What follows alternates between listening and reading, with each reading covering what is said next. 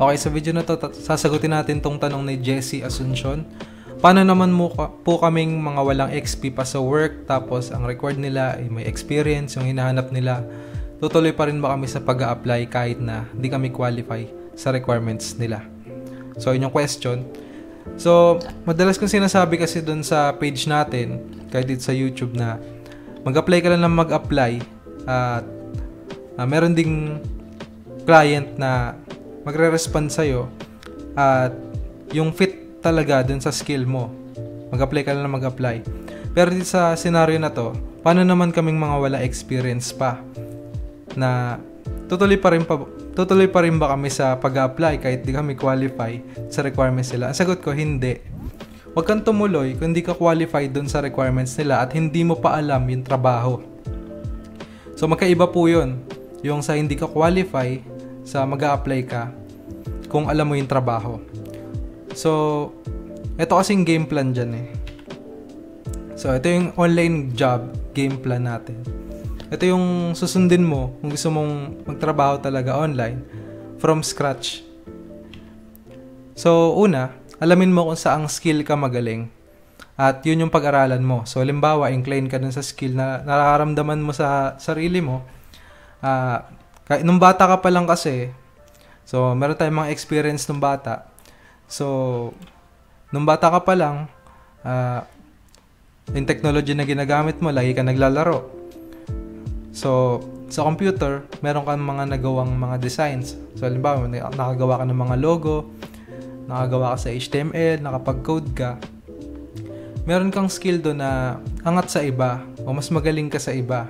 So, yun yung pag-aralan mo sa online job. So, magaling ka mag-edit, magaling kang sa video, magaling ka sa audio. So, yun, meron mga ganon. So, meron mga skill na yan, papasok doon sa pag-a-applyin mo na online job. Tapos, kung ano yung skill na yun, pag-aralan mo yun, tapos punta ka doon sa marketplace. So, meron tayong video kung paano mahanap yung mga qualifications o mga skills na hinahanap ng client. So, may mga skills na hinahanap yung client sa online job. Hahanapin mo yon. Tapos, kung ano yung mga skill na yon, pag-aaralan mo at ipapractice mo. So, practice hanggang maging confident ka dun sa skill na yon na kaya mo na talaga siyang gawin.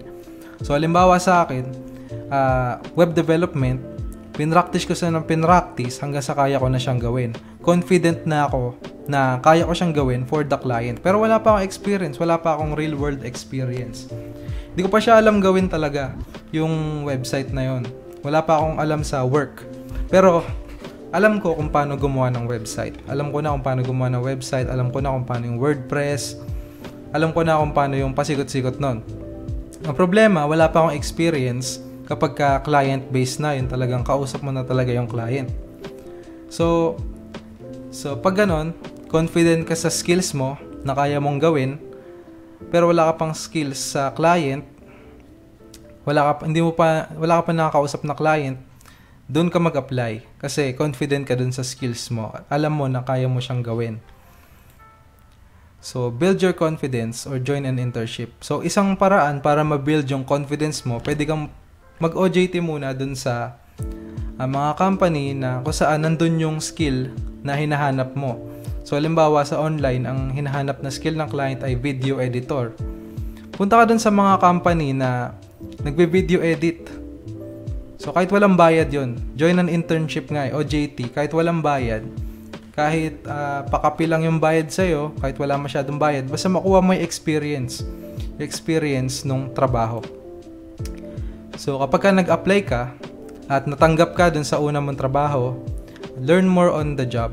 Dun sa mismong trabaho, magbe-build ka pa rin ng confidence, magpa-practice ka pa rin na magpa-practice, at meron ka pa rin matututunan habang nandun ka sa trabaho.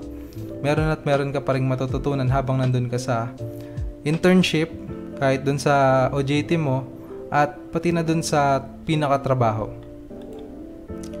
Next, build your confidence more. So, kapag natapos ka na dun sa isang trabaho, pumunta ka dun sa isang trabaho, nag-apply ka na nag-apply, at natanggap ka na natanggap sa ibang mga work, lumalakas yung confidence mo. lumalakas yung confidence mo na kayang-kaya mo na yung skill na yun, alam mo na, kabisado mo na yung skill. So halimbawa ako, web development, pagkatapos ko dun sa una kong client, sobrang dami kong natutunan, to the point na confident na ako pumasok dun sa mas matataas na job requirements, yung matataas na salary, at nagkaroon na rin ako na experience. So after mo nun magkaroon na experience sa isang client, sa isang company, apply on a higher salary online job. So diyan ka pala mag-a-apply ng higher salary kapag nakuha mo na yung una mong client. So ang pinakamagandang game plan dito, kumuha ka muna ng una mong client. So doon magbabago ang lahat. So kailangan i-practice mo yung unang skill. So halimbawa web development, i-practice hanggang sa marunong ka na talagang gumawa ng website, gumawa ka ng maraming projects, website projects, hanggang sa alam mo na talaga kung paano siya gawin, tsaka ka mag-apply. Yung una mong client, dun ka talaga matututo ng sobrang dami. Marami kang matututunan dun sa unang client pa lang. So dun na mag-uumpisa yun. Sa unang client, pangalawang client, mas mataas yung salary, mag-apply ka ng mas mataas na salary. Sumunod, nung higher salaries, sure ako marami ka matututunan doon sa mas mataas na salary company. Mag-apply ka ulit doon sa mas mataas na salary hanggang sa maabot mo na yung income na gusto mo. So ganun lang yun. So okay. Do not apply if you are not confident that you can do the work. So isang warning po yan, na huwag kang mag-a-apply kung hindi ka confident talaga na kaya mong gawin yung trabaho. So iba-iba yung process ng company. Minsan may makikita ka na hindi mo pinractice pero nandun sa company, pero kaya mong gawin. So ganun yung ginawa ko parang leap of faith, na pumasok ako sa isang company ng web development, pero hindi ko pa alam yung proseso nila, hindi mo alam yung proseso ng isang company. So lahat naman tayo kapag pumasok sa isang company o merong bagong client, hindi natin alam yung business process nila. Doon pa lang natin malalaman. So ang mahalaga, alam mo yung skill, confident ka dun sa skill na ipapagawa nila sa'yo, na kahit anong iutos nila tungkol dun sa skill na yun, kaya mong gawin. Kahit wala ka pang experience, maramdaman mo yon na confident ka na gawin yon. So, yun yung sinasabihan ko, na kapag may ganun ka, na confident ka sa isang skill, mag-apply ka na mag-apply. Kasi, kahit wala ka experience, basta alam mo yung skill na yon, marunong ka, kahit anong iba to sa'yo ng client, magagawa mo. At mas matutuwa siya sa'yo kasi marunong ka nung pinapagawa niya, kahit wala ka pang experience. So, may mataas yung chance na ma-promote ka rin kung ganun yung nangyayari sa'yo. Ganun yung skills mo. So, nasagot na natin yung question niya.